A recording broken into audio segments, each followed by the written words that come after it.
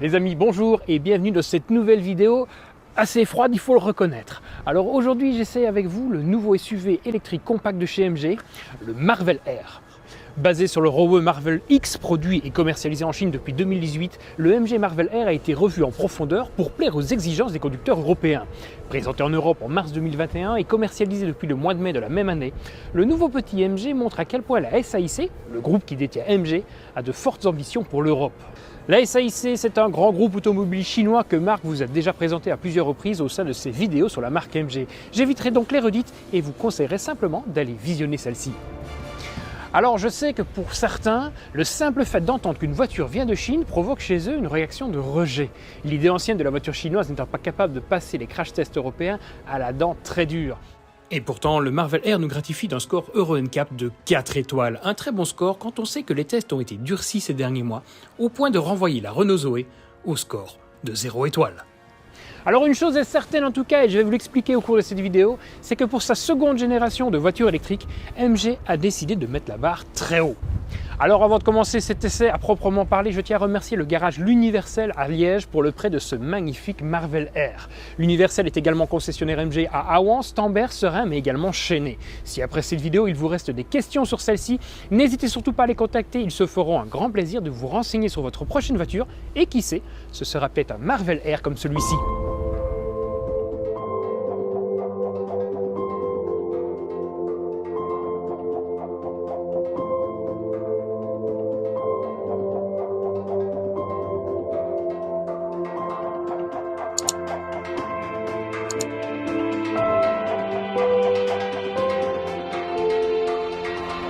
Comme atout de charme, le Marvel R peut compter sur son design extérieur, avec pour commencer un avant assez futuriste qui reprend cette barre à LED lumineuse qui traverse toute la calandre. On retrouve ensuite des feux de jour matriciels qui sont incorporés dans une grande ouïe qui vient donner un style assez futuriste de vaisseau spatial à ce SUV. De côté, on retrouve une ligne de caisse qui ondule entre la roue avant et la roue arrière, qui rappelle un petit peu l'Audi A5 de première génération et les Audi en général. On retrouve ensuite un toit assez horizontal qui vient plonger légèrement sur la fin, avec une vitre arrière assez inclinée, ce qui donne un petit style un petit peu coupé à ce véhicule et vient accentuer sa sportivité qui était déjà bien soulignée par ses jantes de 19 pouces de série. À l'arrière, à l'arrière c'est l'apothéose. Les feux arrière donnent réellement une identité propre à cette voiture avec des feux reprenant le dessin d'une flèche. C'est élégant et sportif à la fois. On retrouve également des ouïes de part et d'autre du pare-choc qui viennent rappeler le caractère sportif initié à l'avant du véhicule. Avec 4,67 m de long, 1,92 m de large et 1,61 m de haut, le Marvel R se positionne face au BMW iX3, au Jaguar I-Pace, au Skoda Enyaq ou encore à la Tesla Model Y. Avec son empattement de 2,80 m, le Marvel R laisse suffisamment de place pour loger la batterie lithium-ion de 69,9 kWh. Avec celle-ci, la voiture pèse 1810 kg en version Luxury et 1920 kg en version Performance, comme notre modèle du jour. Celle-ci est passée à plat dans le plancher et pour cette seconde génération de voitures électriques, MG a même augmenté la densité de celle-ci avec de plus gros modules. Résultat, on a une amélioration du volume de 34%. Celle-ci a permis une autonomie WLTP de 402 km pour la version Luxury et 370 pour notre modèle du jour Performance. Pourquoi cette différence, me direz-vous? Eh bien pour deux raisons. D'abord le poids, puisque nous avons 110 kg de plus dans notre modèle, mais aussi l'architecture moteur. La version Performance est effectivement équipée de 3 moteurs électriques synchrones à aimant permanent. On retrouve à l'arrière 2 de ces moteurs qui font respectivement 109 et 70 chevaux et qui transmettent la puissance à la route au travers d'une boîte à vitesse à 2 rapports. Le modèle Performance reprend le plus puissant de ces moteurs arrière et le place sur l'essieu avant, faisant de cette voiture une 4 roues motrices. Ce choix architectural peut surprendre. 3 moteurs, dont 2 différents à l'arrière, une boîte à 2 vitesses, mais en fait cela a plusieurs avantages. Vu que les 2 moteurs arrière passent par une boîte à vitesse, la voiture peut décider d'économiser de l'énergie en coupant un des deux. Ensuite, en cas de besoin de puissance, les 2 moteurs peuvent travailler de concert. Ces moteurs sont d'une puissance raisonnable mais offrent un couple assez généreux. Nous avons donc ici une voiture qui offre dans cette configuration trimoteur seulement 288 chevaux mais un couple monstrueux de 665 Nm. De quoi abattre le 0 à 50 en 1,8 secondes et le 0 à 100 en seulement 4,9 secondes. La vitesse de pointe, quant à elle, est limitée à 200 km/h pour les deux versions proposées. La boîte à vitesse, eh bien, elle va aider à baisser la consommation, permettant ainsi au moteur de tourner à un régime plus optimal lorsque la vitesse est stabilisée. C'est aussi une des raisons ayant poussé à l'utilisation de deux moteurs différents sur l'essieu arrière. Nous avons donc une consommation WLTP de 19,4 kWh au 100 km pour la version Luxury et 20,9 pour la version Performance.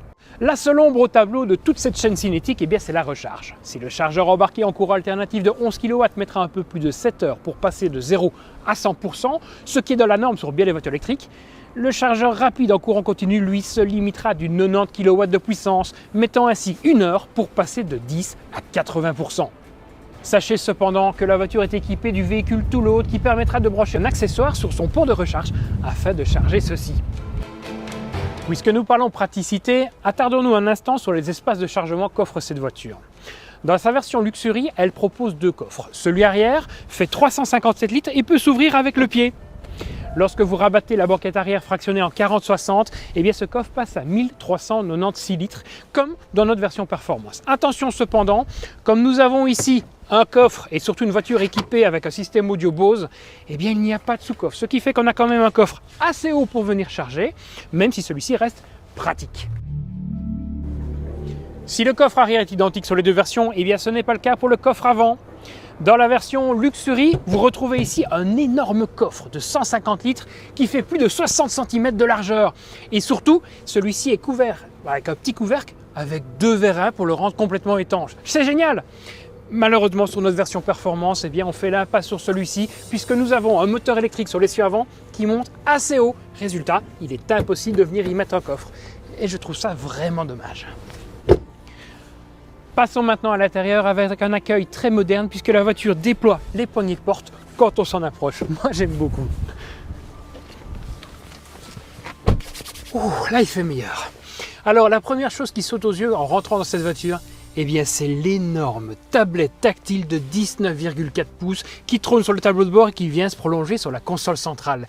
Il est là pour fournir les réglages de climatisation, l'infodivertissement, mais aussi la connectivité avec le système iSmart d'EMG qui vous permettra même de piloter certaines fonctions de la voiture depuis votre smartphone, qu'il soit Apple, Android, tout ce que vous voulez. Ce système iSmart permet également la mise à jour de la voiture à distance grâce à la carte 4G embarquée. En fonction, bien sûr, de la région où vous habitez, vous pouvez même avoir le 5G, comme pour les pays asiatiques par exemple. Cette voiture, c'est vraiment le futur et ça fait très plaisir à voir. Celui-ci est accompagné d'un écran de 12,3 pouces qui se trouve derrière le volant et qui offre les informations de conduite. Ensuite, nous avons également un système Bose, comme je vous en ai parlé tout à l'heure lorsqu'on était dans le coffre, un 9 haut-parleurs qui vient parachever le tout, offrant un son bien enveloppant qui a été spécialement développé pour cette voiture. Ça, c'est ce qui saute aux yeux quand on rentre dans cette voiture. Ensuite, lorsqu'on y regarde de plus près, eh bien, c'est l'attention portée aux détails qui impressionne. Comme avec par exemple ce cuir Nappa qu'on retrouve sur les sièges, mais qu'on retrouve également sur le tableau de bord, sur la console centrale, mais également dans cet intérieur de porte avec cette surpiqûre en tissu. Eh bien, même s'ils ont mis du plastique sur le dessus du tableau de bord, ils se sont embêtés à venir le texturer et rappeler cette surpiqûre du siège, ce qui fait que visuellement, on a une voiture qui en jette réellement. Je vais peut-être en choquer certains, mais on n'est pas loin de la finition des voitures allemandes récentes de catégorie similaire. C'est assez impressionnant de voir ça dans une voiture chinoise, je vous le rappelle. Vous savez quoi? Parce que plus je touche cette voiture, plus je découvre des choses juste exceptionnelles. On a même une petite feutrine supplémentaire avec un mousse derrière au niveau du porte-gobelet, en fait de la porte-bouteille dans la portière pour éviter les vibrations. Et quand je regardais, j'ai remarqué qu'en plus, on avait ici un petit bouton, une petite lumière qu'on retrouve sur chaque portière et qui s'allume quand vous avez une voiture qui arrive dans l'angle mort au moment d'ouvrir la portière. Enfin, dans une voiture de cette gamme, vous pouvez chercher, je connaissais ça sur les Range Rover, mais on n'est pas dans le même niveau de prix. Ça, c'est sûr et certain. Bon, maintenant, parlons du confort des sièges. Ceux-ci sont très confortables, on a un bon maintien et on a une mousse qui est ni trop ferme ni trop molle. Il se règle dans toutes les positions et sachez que ceux-ci sont chauffants, ventilés et réglables électriquement. Là, on est vraiment très bien installé. La vision périphérique, quant à elle, est assez correcte, grâce quoi? Bien à la lucarne du montant-C, même si il faut reconnaître qu'entre celle-ci et le coffre, j'ai pas loin ici de, je pourrais cacher pas un bus, mais je pourrais cacher facilement une personne comme Marc, on n'est pas loin d'un bus. Même si on a des appuis-têtes fixes, ce n'est pas eux qui vont poser le problème. Nous avons un montant arrière qui est assez large et même avec la petite lucarne, eh bien, on ne voit pas grand-chose. Il faut dire aussi qu'on a un coffre qui est assez loin par rapport à la portière latérale arrière, ce qui fait qu'on a un bon montant. Mais bon, ce n'est pas un problème parce que si vous circulez en ville ou ailleurs, vous avez la possibilité d'activer les caméras à 360 degrés, même en roulant, ce qui fait que vous pouvez voir autour de vous constamment. C'est très bien fait, c'est très pratique. Vous pouvez même choisir la caméra qui vous montrera l'angle qui se trouve là-bas en 3 dimensions. Au niveau de la sécurité, la voiture est équipée de 7 airbags, dont un qui se trouve dans mon siège juste ici au milieu et qui vient se gonfler entre moi et le passager juste à côté pour éviter qu'en cas de choc latéral, eh bien, j'aille lui mettre un coup de tête. La voiture est également équipée pour la sécurité de 15 aides à la conduite avec par exemple le maintien de voie, le cruise control adaptatif ou encore le détecteur de somnolence. À l'arrière, la voiture offre un espace correct avec un confort qui l'est tout autant. Ces sièges sont vraiment très agréables. Alors oui, l'assise est un peu basse, mais on a un dossier qui n'est pas trop droit, ce qui fait que je suis bien installé. On a le même moelleux que dans les sièges avant, ce qui fait qu'on est bien mis. Et puis, regardez-moi, on a un accoudoir pour tout ce qui est praticité, avec un porte-gobelet qui se trouve ici. Nous avons ici un espace de rangement avec une petite feutrine. Il n'y a pas grand chose à dire. Alors vous pourriez être également étonné du fait qu'il n'y a pas beaucoup d'espace pour une voiture chinoise, parce que les Chinois adorent avoir pas mal d'espace à l'arrière, mais c'est parce que la voiture est équipée de l'accès facile, et ce qui fait que la voiture, lorsque le conducteur est dedans, eh bien le siège avance. Donc regardez, j'ai près de 7 à 8 cm entre mes genoux et le siège devant. C'est très confortable. Par contre, les Chinois, eux, sont plus petits, ce qui fait qu'à partir d'1,85 m, eh bien, vous touchez le plafond. Au niveau des espaces de rangement, l'habitacle n'est pas avare, avec déjà au niveau de la console centrale, eh bien, un porte-gobelet qui se trouve juste ici, mais également un accoudoir central qui va vous permettre de venir placer ici des bouteilles juste d'1 demi-litre sans aucun problème. Et vous pourrez même glisser ici votre téléphone, puisqu'il y a un espace de rangement adapté. Et si vous ne voulez pas le mettre là, eh bien sachez qu'on retrouve derrière l'écran un grand espace de rangement pour venir déposer 2 téléphones avec recharge sans fil.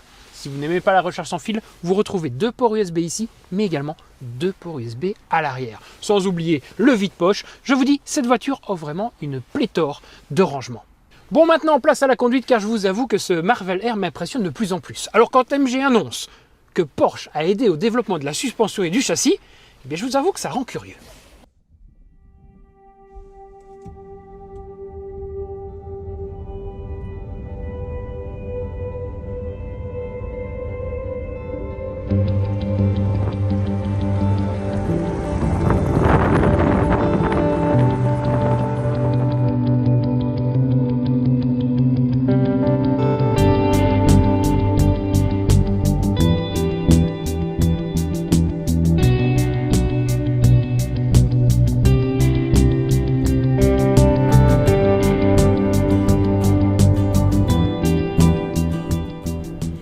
Et nous voici maintenant à bord de ce Marvel Air pour parler de la conduite. Alors, la première chose dont j'aimerais parler avec vous, c'est le confort. Les sièges y participent, mais on a également une suspension qui fait du très bon travail. On filtre les aspérités de la route correctement. Alors, il ne faut pas oublier, comme je l'ai dit tout à l'heure, la suspension a été développée avec l'aide de Porsche, ce qui fait qu'on a une voiture qui est plus typée européen. Donc, c'est une voiture même typée allemande, c'est-à-dire une voiture assez ferme sur la route. C'est pas pour autant inconfortable, bien au contraire, mais voilà, on sent une voiture qui vit la route, qui touche la route. Ça fait même plaisir dans ce type de véhicule parce qu'on est plus proche, comme je le dis, de l'allemand d'une voiture française ou que d'une voiture coréenne. Ça change, et c'est un bon travail de la part d'MG. C'est bien pensé pour séduire le conducteur européen. Attention cependant, si vous prenez des virages un petit peu appuyés, eh bien la voiture prend légèrement du roulis. Rien de critique, mais ça n'en fait pas quand même une voiture sportive dédiée au circuit. Là, ne rêvez pas, c'est pas parce que Porsche est passé dessus que vous allez aller faire le Nürburgring avec cette voiture. Attendez, j'accélère un coup, on monte sur autoroute.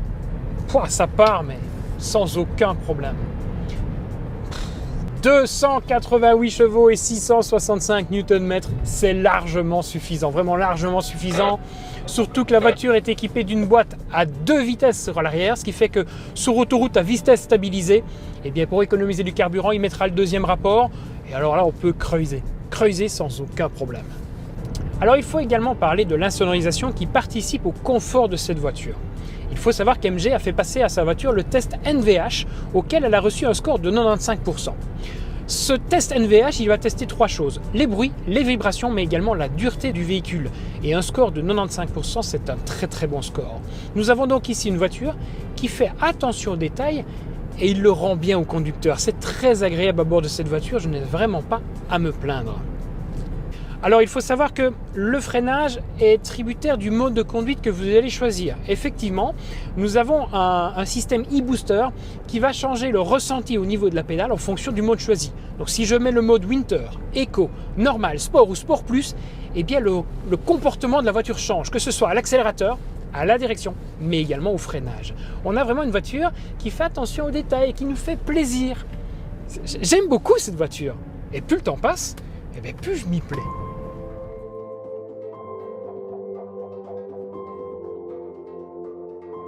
Alors tout à l'heure je vous parlais du confort des sièges en statique. Il faut savoir qu'en roulant, eh bien, plus le temps passe, plus on remarque qu'il y a un petit détail qui est un petit peu gênant sans être catastrophique, c'est que l'assise du siège ne permet pas de s'incliner vers l'arrière. Et moi j'aime bien avoir les cuisses qui sont posées, vu que je suis d'un gabarit assez grand, 1m87, eh bien c'est un peu moins confortable. Voilà, c'est un petit détail, mais je pense qu'il est important de le souligner. Bon, maintenant on va s'arrêter ici pour apporter une petite conclusion à cette vidéo, mais aussi pour parler du tarif de cette voiture.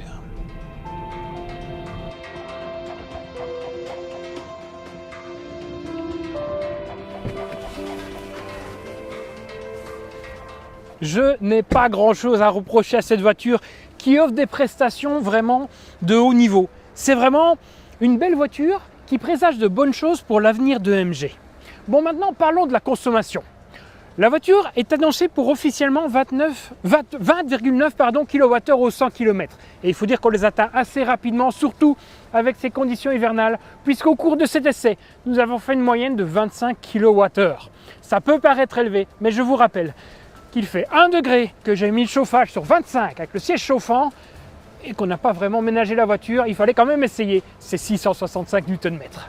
Alors, au niveau du tarif, la Marvel Air Performance est proposée à partir de 50 485 € hors option. Alors, hors option, ou plutôt toute option, puisqu'il faut savoir qu'à part la couleur extérieure et intérieure, tout est compris dans le tarif, ce qui en fait une voiture bon marché pour ce qu'elle propose. La version Luxury qui fait l'impasse sur le moteur avant, eh bien, elle est proposée à partir de 45 985 € en suivant la même logique pour les options. Marvel Air. Avec un nom évoquant les comics suivi d'une lettre à la connotation sportive, le nouveau SUV électrique de MG n'a qu'un seul objectif: montrer aux Européens que la Chine est là et qu'elle sait faire de belles et chouettes voitures. Et il serait orgueilleux et peut-être même risqué de la dédaigner uniquement sur base de son pays d'origine. Au cours de cet essai, j'ai beaucoup apprécié le style et la finition de cette voiture, mais également la technologie proposée et le fait d'avoir toutes les options de série, ce qui n'est pas très courant chez nous en Europe. Au tableau des points noirs, il y a sans conteste la vitesse de charge en courant continu et l'absence de coffre avant sur cette version performance. Au départ, je vous avoue que j'étais assez neutre sur cette voiture, la voyant simplement comme un nouveau SUV électrique chinois. Mais je dois bien reconnaître que j'ai été agréablement surpris. Ce SUV coche la majorité des cases pour une voiture électrique. Alors si vous arrivez à passer au-delà de vos a priori, ce Marvel Air est une voiture que je ne peux que vous inviter à venir découvrir. Merci à vous d'avoir regardé cette vidéo jusqu'au bout. Alors vous savez comment ça marche, le pouce, le commentaire, l'abonnement, la petite cloche, tout ça. Merci encore de nous suivre. Moi je vous laisse parce que j'en peux plus, il fait glacial. Je retourne avec ces sièges chauffants. Allez, à bientôt!